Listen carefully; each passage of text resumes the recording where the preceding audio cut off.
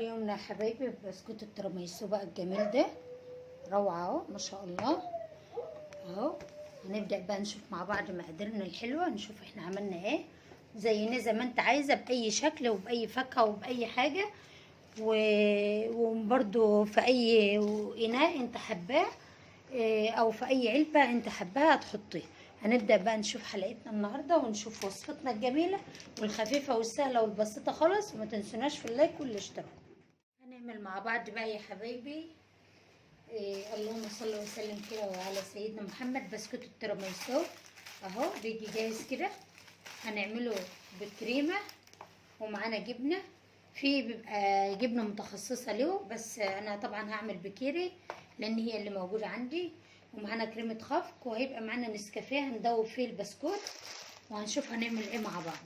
هنجيب مقدار كوبايه كريمه الخفق في المضرب بتاعنا،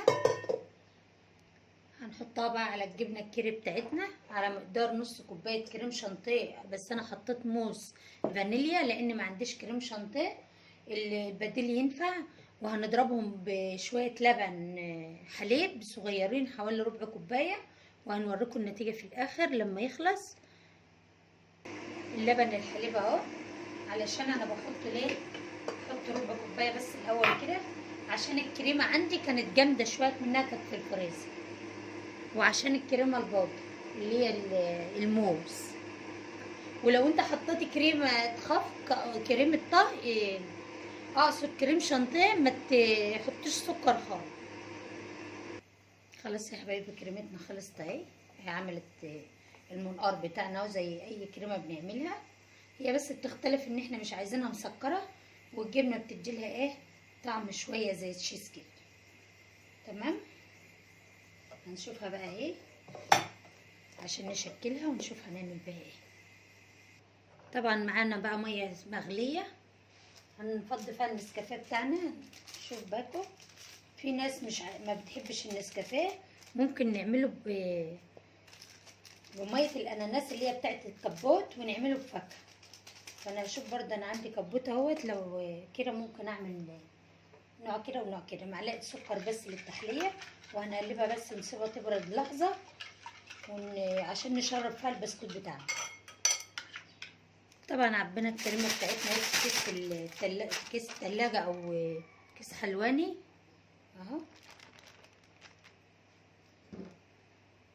هنفتحه من تحت كده علشان نعمل منه بقى، نصبه منه كده. معاكي بقى الاختيار، عندك كوبايات ازاز ماشي، كاسات، كوبايه، طبق ازاز، اللي هي العلب المعلبه اللي بتيجي جاهزه دي، سواء مثلثات او مربعات او طويله او اي شكل من الاشكال اللي تحبيه. هنعمل فيهم كلهم علشان ايه نشوف مع بعض. وممكن نعملهم في صينيه زي تشيز كيك او التورتايه وتبقى برضو زيها بالظبط، هي بتختلف بس في الازواج. لكن انا عامله بس النهارده كده في ده علشان ايه يبقى كاسات كده على قد اللي ياخد، يعني مش راضي اعملها في صينيه علشان كده. هنشربها بقى كده بسرعه على السريع علشان هي بتبقى عامله زي التورته، بتبقى جايبه خالص.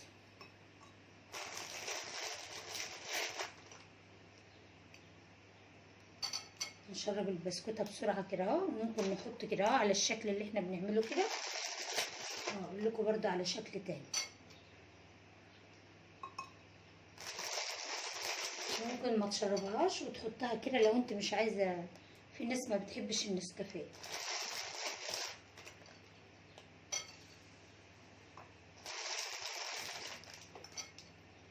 على السريع يعني لحظه كده لانها دايبه خالص. تمام، هنحط الكريمه بتاعتنا بقى اهو. طبعا هنحط كل ده في التلاجة. نرجع نحط طبقه بسكوت تانية.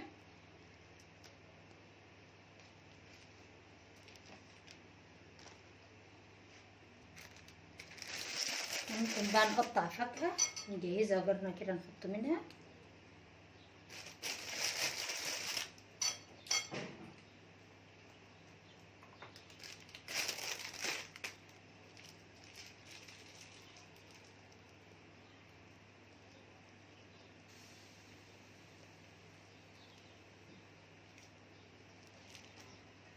طبعا هنعملها بدي، بس هنعمل شكل تاني.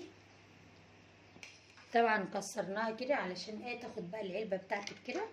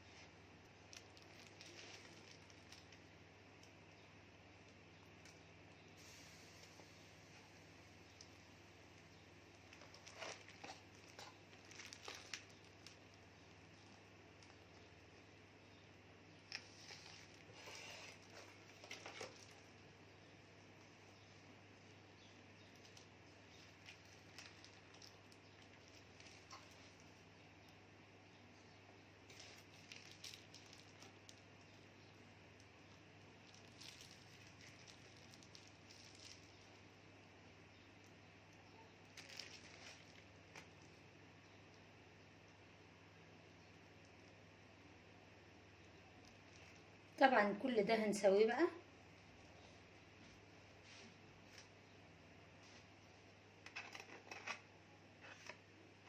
زي التورتيه بالظبط.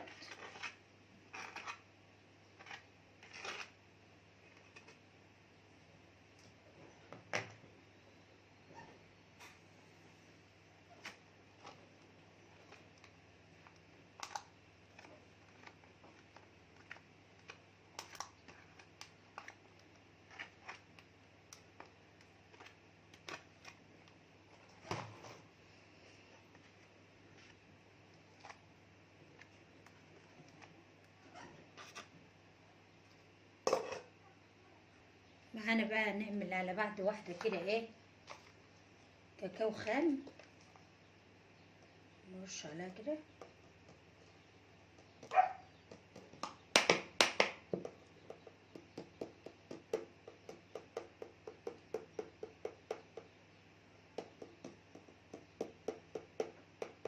طبعا مش هحط عليه كله علشان محدش بيحب الكاكاو الخام على كله.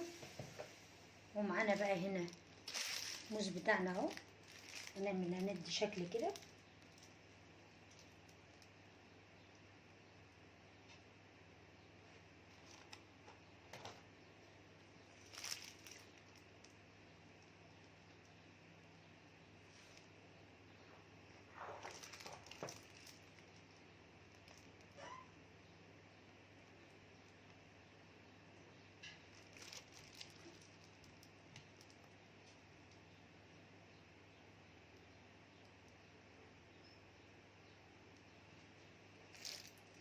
نجيب بقى فاكهة ونزوقها بيه. معانا بقى يا حبايبي كيوي، ومعانا اي فاكهة انت عايزاها لو عندك فراولة او اي حاجة. ومعانا اللي هو الكبوت ده، نكسرها كده.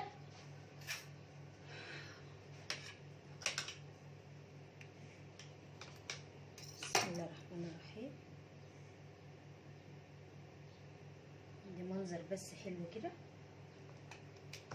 اي شكل انت عايزاه بقى واي ذوق على راحتك انت. تمام كده. نعمل بقى واحدة غيرها بالكيوي.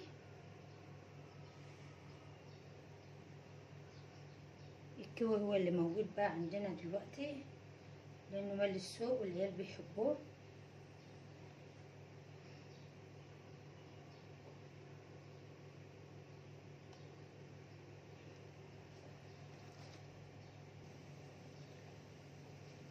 هنجيب دي بقى كده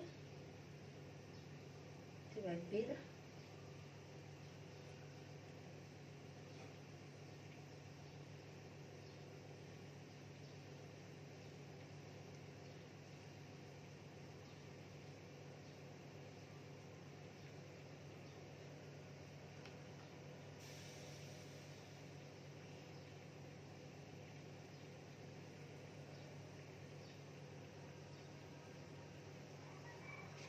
اي منظر انت عايزاه بقى هتحطيه.